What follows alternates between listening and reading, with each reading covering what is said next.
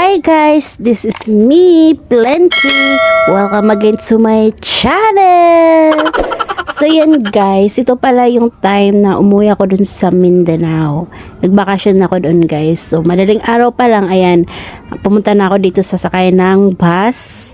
And then galing pa ako ng work nun guys. Pero mga 1 oras or 2 oras lang sa ata yung tulog ko. So ngayon, ako lang mag-isa dito sa bus. Then maya maya, alis na to. And then kasi papunta ako ng PITX. Then doon na din ako magsakayan papuntang Naiya. Fast forward guys, nandito na ako sa PITX. So maaga dumating yung bus dahil wala namang traffic. Then ngayon, nag-inquire ako doon sa nagbabantay dito. Sabi nila alas 7 pa daw ang biyahe papuntang Naiya, yung shuttle. So dahil nagutom ako guys, ayan, nag-take out muna ako dito sa Jollibee.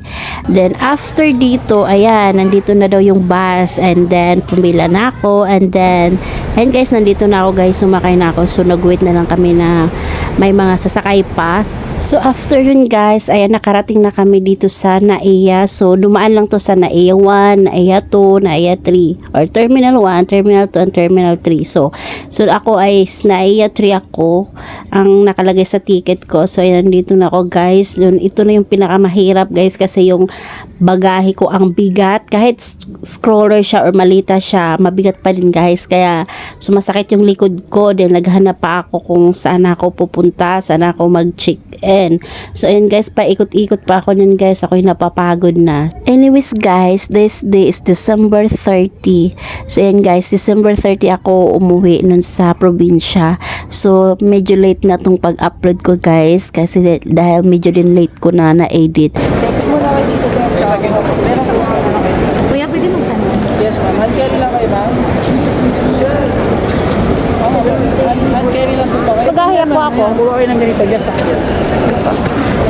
So ayan guys, sa wakas guys, naka-check-in na ako. So ayan, so kulang na lang to is ilagay ko na lang yung bagahe ko. So self-service din daw siya guys kasi ayan, meron namang hindi, pero dahil konti lang yung ko, isang malita lang siya. So ayan, self-service tayo ngayon. Self, siya? Self, Eh tayo na Oo.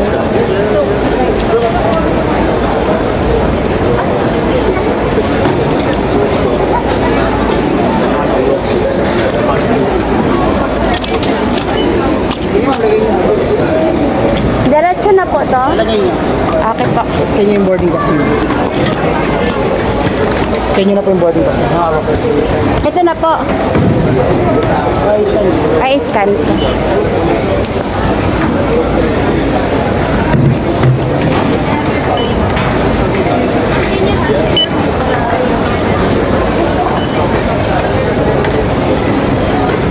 Okay na po yun.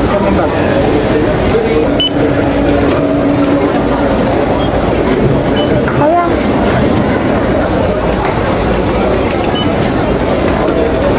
So yan guys, tapos na tayong nag-check-in, then tapos na rin natin pinasok yung bagahe natin. At that time guys, kinakabahan pa ako that time yan kasi hindi ko alam kung baka mailigaw yung bagahe ko. So ayan, so after yun guys, ayan, nakahinga ako ng maluwag dahil ayan, magaan na yung bagahe ko, hand carry na lang. So dahil alas 12 pa yung flight namin guys, then yung ticket ko nakalagay is TBE pa, so ibig sabihin to be arranged or to be announced. So antay na lang ako na mag-announce dito. So ayan, at bumili muna ako dito ng drinks guys dito sa Chatime. So masarap tong drinks na to sa SM. Ito natikman ko, then nakita ko dito meron din. So yan, nagtry ako. Sim lang naman sila. And then after nito guys, wait na lang ako ng announce kung saan yung boarding gate namin. So kung mga first timer kayo guys, ayan, kung ang flight nyo is alas 12, 2 hours before flight, nandito na kayo dapat naka-check-in na kayo, nandito na kayo sa airport guys. Kasi, ayan, lalo na ngayon, dahil ang Cebu Pacific is hindi na sila guys, hindi na sila nag-late. So, mga 11:15 or 11:20 nakasakay na kami dun sa plane. Then nag-antay na lang kami ng alas 12 talaga yung lipad. Hindi kagaya dati na didili sila ng isang oras, minsan pa nga mag-isang dalawang oras pa, ganun. Pero ngayon guys, on time na sila guys. So yun guys, dahil alam na namin at tinawag na kung saan ang boarding gate namin, ayan, lumipat na kami. Ayan, then after nito guys, ayan, bumaba na kami. Sumakay lang kami ng bus. May mga bus kasi sila dito guys na ililipat kung saan yung plane na nakatambay guys or nakalanding. So ayan. So ayan guys, paakit na kami doon guys. So see you later.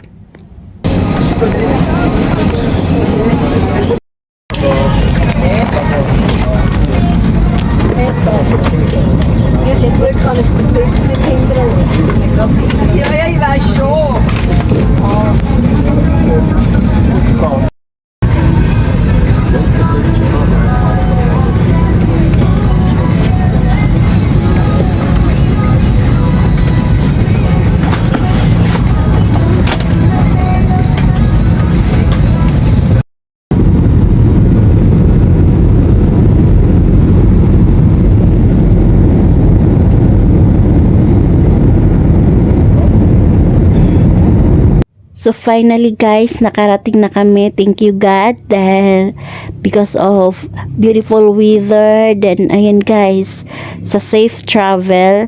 So ayan guys, palakad na ako dun guys papunta sa bagahe ko. Antayin ko yung dumating yung bagahe dun sa antayan. So ayan, see you later.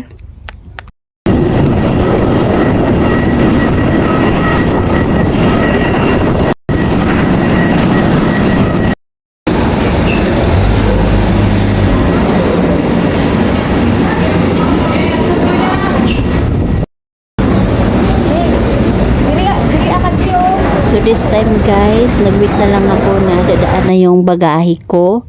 So after nito guys, ako ilalabas na dito sa airport para sumakay naman ng bus or multicab papuntang Carmen. So mga 30 to 45 minutes lang guys, malapit lang to guys sa bagong bahay namin ngayon.